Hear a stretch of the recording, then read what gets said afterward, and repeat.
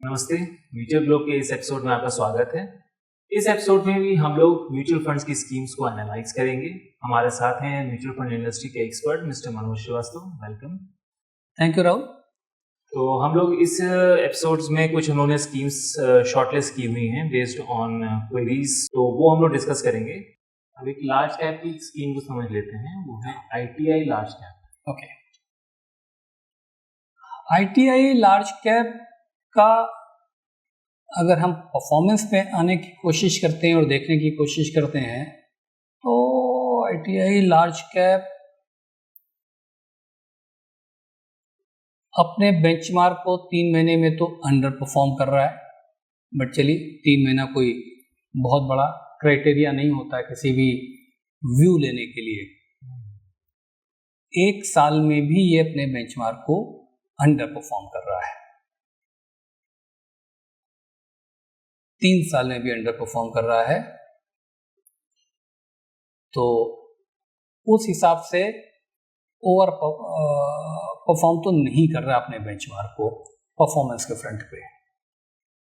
अब इसके कुछ और की फैक्ट्स को अगर देखने की हम कोशिश करें तो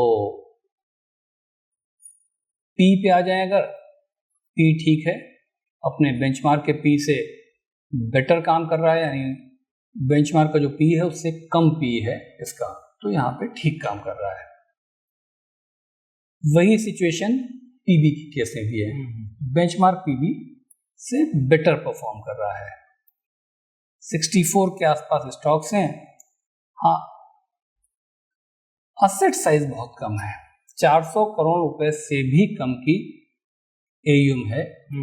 तो लार्ज कैप जैसे स्पेस में और 400 करोड़ रुपए से कम का AUM, ये थोड़ा सा कंफर्ट लेवल कम देता है। तो ये फैक्टर देखने का है इन्वेस्टर को कि भाई AUM बहुत कम है, परफॉर्मेंस में भी बेंचमार्क को बीट नहीं कर पा रहा है। अब इसके आगे इन्वेस्टर अपनी थोड़ी स्टडी कर ले और फिर डिसाइड करे कि ITI लार्ज कैप में करना है कि नहीं करना है। ये एक निकल के आ रहा है।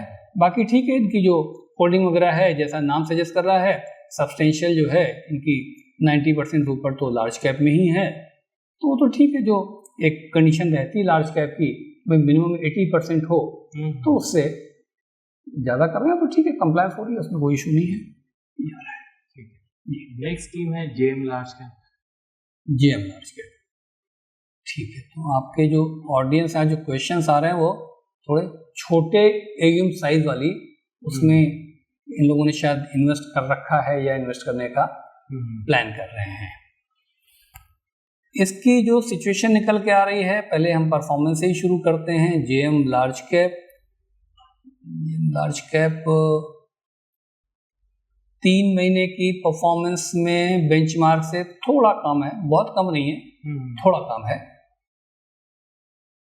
1 साल में JM लार्ज कैप ने अपने बेंचमार्क को बीट किया है, आउट परफॉर्म किया है। और 3 साल वाले में तो ठीक से बीट किया है। तो परफॉर्मेंस के फ्रंट पे ठीक जा रहा है। 5 साल वाले में लगभग बराबर रहा है। बीट तो नहीं किया है, लेकिन लगभग बराबर है, तो चलता है। 5 साल का पीरियड एक लंबा पीरियड होता है, तो परफॉर्मेंस के फ्रंट पे तो ठीक लग रहा है। अब ये है कि बाकी जो इनके फैक्टर होते हैं उसके हिसाब से अगर हम आके देखें तो P के फ्रंट पे बेटर है, बेंचमार्क से बेटर है, यानी कि P है जितना भी उससे कम P है स्कीम का। वही सिचुएशन PB पे है, बेंचमार्क का जो PB है उससे बेटर यानी उससे कम पे PB इनकी स्कीम का है। 50 के आसपास, 52 के आसपास वो हैं। फंड साइज इनका भी 300 करोड़ से भी कम है।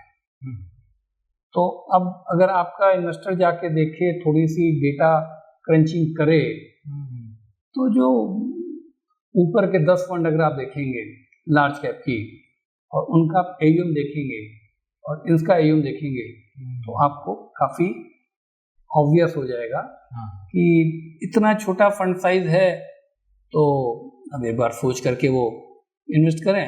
बाकी चीज़ें तो एज सच ओके लग रही हैं, कोई इतना इशू नहीं है, बट ये फैक्टर हैं जो कि आपके इन्वेस्टर को ध्यान करना चाहिए सोचने में। एक स्कीम और टेकअप कर सकते हैं, आप बताइए कौन सी आपके पास में क्वेरी आई है। हाँ, तो ये मिड कैप कैटेगरी की है, कैनरा रोबेको मिड कैप। अच्छा, कैनरा रोबेको की मिड कैप कैटेगरी है निकल के। सो कैनरा वैसे फंड हाउस भी अच्छा फंड हाउस है, अच्छी रेपुटेशन है, कोई रिकमेंडेशन या कोई इन्फ्लुएंस करने की कोई एक्सरसाइज नहीं है। लेकिन तो कैनरा रोबेको मिड कैप का है, 3 महीने में अपने बेंचमार्क को बीट किया हुआ है, 1 साल में बीट नहीं कर पाया है, थोड़ा कम है, और अभी 3 साल इसके पूरे नहीं हुए हैं, इसलिए 3 साल पर कोई कमेंट नहीं है एज सच। मजबूरी है, अभी तो 3 साल हुए नहीं, इसलिए परफॉर्मेंस मिल नहीं सकती है।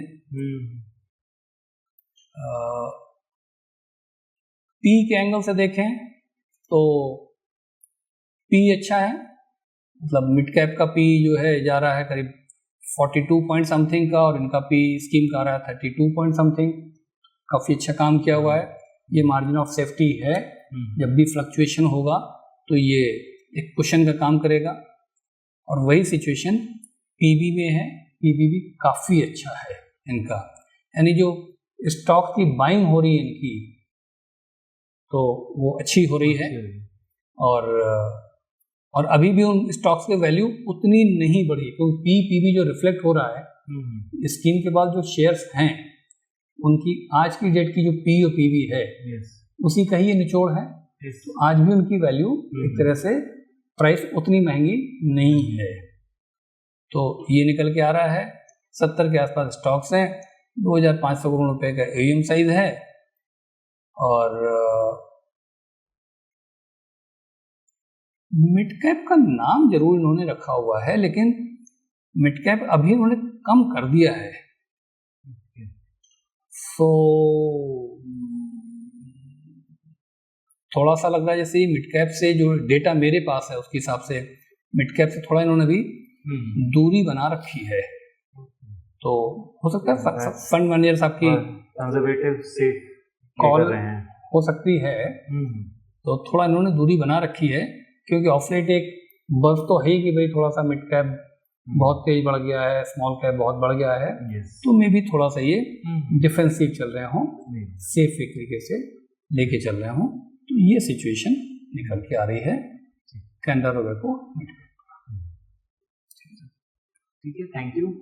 इस एपिसोड को यहीं रैप अप करते हैं और फिर मिलते हैं नेक्स्ट एपिसोड में, और अपने जो क्वेरीज हैं, क्वेश्चंस हैं, भेजते रहिए, और in the mean time please like, share, subscribe, ताकि ये चैनल बढ़े और लोगों की हेल्प हो, और लोग इसके बारे में समझें, म्यूचुअल फंड्स के बारे में समझें। तो देखते रहिए, मिलते हैं नेक्स्ट एपिसोड में। Thank you Rahul.